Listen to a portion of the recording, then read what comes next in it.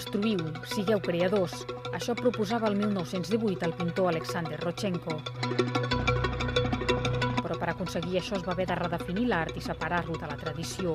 L'objectiu, assassinar la pintura tradicional, treure l'art dels museus i escampar-lo per l'espai públic. Aquestes 3 obres que porten per títol Tríptic monocrom són la culminació d'aquesta revolució. Els 3 quadrats pintats amb els 3 colors bàsics, el vermell, el groc i el blau, no representen res, però culminen el desig de Rodchenko d'aconseguir una pintura sense objecte ni narració, geomètrica i futurista.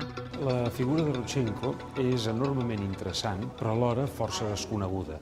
El repte d'aquesta exposició de la Pedrera és mostrar com Rodchenko, durant uns 20 anys, va articular un dels processos de revolució pel que fa al pensament visual més intensos i més diversificats que s'han produït.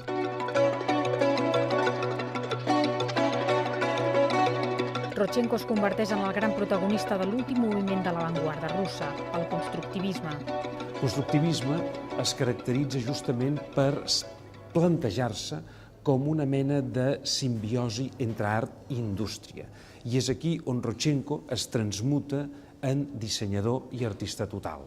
Hem de pensar que revoluciona absolutament l'art de la tipografia, el llibre, el món de les revistes, el món de la publicitat, tot això formant tàndem, formant societat amb Mayakovsky, amb el gran poeta rus, i finalment el que fa és el salt cap a la fotografia i es converteix en un dels grans clàssics de la fotografia del segle XX.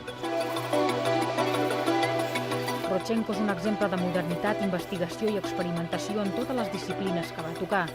En la seva obra sempre hi ha una mirada posada al futur i la recerca d'una nova visió del món. Segons ell, l'art podia contribuir a construir una societat més justa. Tanta és la radicalitat de la seva obra que gairebé un segle després, els seus treballs no han perdut gens el seu esperit trencador i continuen tenint una gran influència, sobretot en el camp de la fotografia i el disseny.